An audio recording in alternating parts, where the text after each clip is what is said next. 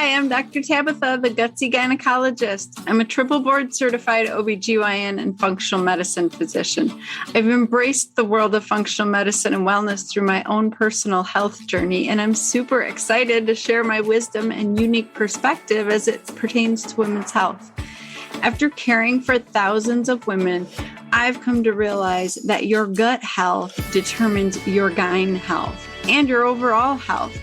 And it's a super gutsy thing for me to go against conventional gynecology practice to bring you the truth. No more Band-Aid medicine, ladies. We're talking root cause resolution on this show. So if you're struggling with hormone imbalance, weight gain, period issues, anxiety, insomnia, you name it, then you've come to the right place. And I want to be your gutsy gynecologist. So welcome. All right, ladies. So many of you want to know, what about my gut microbiome? What is the best thing to support that? So your gut microbiome is literally made up of trillions of different bacteria, some viruses, some fungi, which are yeast, some parasites, hopefully not worms, but they can live there as well. And you really want an ecosystem that's symbiotic. So it's living inside of you and you guys are working together to maintain health and balance of your body. So we have microbiomes all over our body. We have a skin microbiome, we have respiratory microbiome, we have a gut microbiome, we have a vaginal microbiome. We're now realizing that there's a microbiome of our breast tissue. So we are still learning and understanding all of this stuff, but we definitely know that the gut microbiome runs the show when it comes to our health. And what we realize is there is more bacterial DNA in our entire body than human DNA. That's right. We're more of our microbiome than we are of our own self as a human. So that's a really amazing fact. And it weighs a couple pounds. So it's pretty strong, amazing stuff. So even though microscopically you can't see the one bacteria by itself without a microscope, it's microscopic, collectively it amasses to quite a bit. So it is running the show and it's important what's living in there. And one of the big ideas is that you want diversity. So you want multiple different types of species of bacteria living in there in balanced levels. And so that will look like, having harmony. Our gut microbiome develops. They're now thinking before birth. They used to think that fetuses were sterile and there was no bacteria in their guts until after delivery. There now is new research that things are being transferred through the placenta. But the most of the colonization or the way bacteria gets put on and into your body and starts to grow and live there, that's called colonization. That usually happens through a vaginal delivery. And so it's really important that your mother has a healthy vagina when you're born and a healthy gut, because those two microbiomes are very much related and impact each other.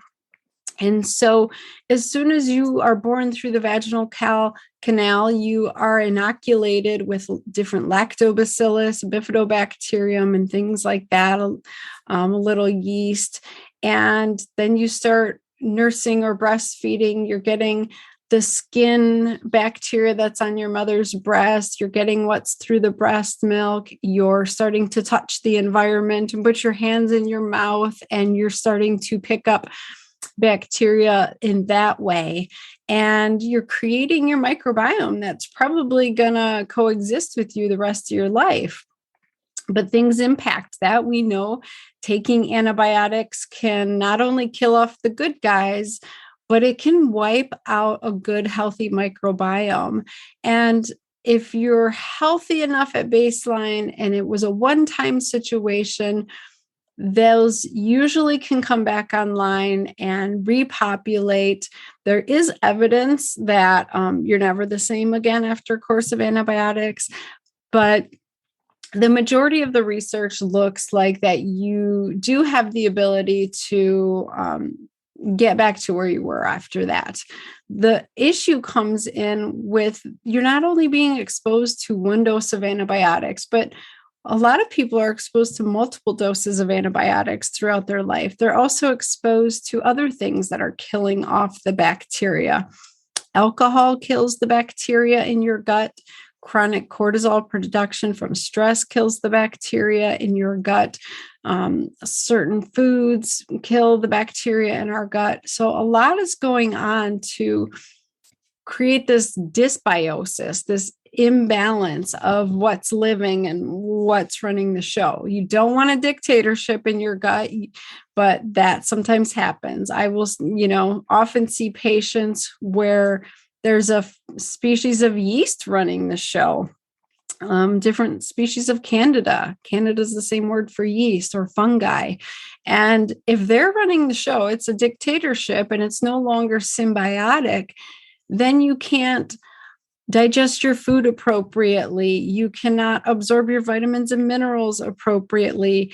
You cannot make your neurotransmitters like serotonin and dopamine and all those feel good, balancing, mood stabilizing neurotransmitters that your brain needs to feel healthy.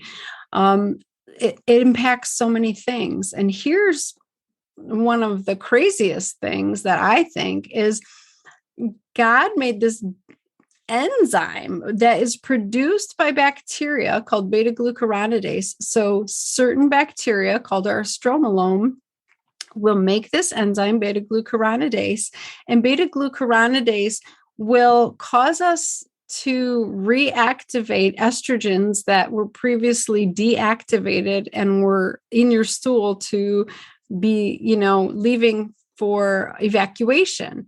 They will cause that estrogen to be reactivated and reabsorbed. And so the bacteria in your gut can shift your hormone levels. They can affect how much estrogen you have circulating. I think that is amazing. And it's just the tip of the iceberg, what we are now starting to understand about how our systems are all interconnected and relate to one another. And so the fact that bad bacteria in your gut can cause estrogen dominance and hormone imbalance is like, oh my gosh, that's really eye-opening. I need to get control of my gut health. I need to get these bacteria back into balance. So it's never about just taking hormones or, dealing with heavy periods by having an ablation or using an IUD or, taking some medicine for your PMS symptoms. It's trying to figure out why are your hormones imbalanced and causing all of these symptoms. And it often stems from the gut. So one of my favorite blends of probiotics are lactobacillus with bifidobacterium in different species and Saccharomyces boulardii. That is actually a yeast, but it's a type of yeast that keeps bad yeast under control. And so it's actually beneficial to prevent yeast overgrowth, which a lot of us women suffer from, recurrent yeast infections. And so that is why I've created BioTame and BioLift. So BioLift is the probiotic of Lactobacillus, Bifidobacterium, and Saccharomyces boulardii. It's a nice combination of beneficial probiotic bacteria that's going to keep you in balance. I created BioTame because sometimes you need to kill off stuff before you try to replace and balance. And so it's really important to kind of know, like, do I have symptoms of overgrowth, which usually looks like bloating, constipation, diarrhea, eczema, headaches, that kind of thing. You can usually tell if you have some bacterial overgrowth in your gut, and then you need some BioTame to tame those bacteria down, tame those yeast down, and then you want to support your good, healthy bacteria. So I hope that helped you understand things a little bit better. Please let me know what else you want to hear about, what you're struggling with, what symptoms you are having, because symptoms are a message from the body that something's out of balance. And I guarantee we can figure out what's triggering it, what's causing the imbalance, and we can get you back into balance. So that is the key. Don't cover up your symptoms with pills and surgeries. Figure out what is causing those symptoms. What is your body trying to tell you? Help get in tune with your body and listen. So I hope this was helpful. Please share it with every woman you know, because I really want to get the word out that if you want to be healthy and not have GYN problems, not have hormone issues, all of that, you really do have to look at your other systems, and your gut is a huge one of those symptoms that are really running the show. So I hope you found this helpful. If you did, I'd be super honored if you'd hit the subscribe button, leave me a 5-star review. That would just make my week. So thank you so much. Go out, have an amazing kick-ass week, and I will see you again soon.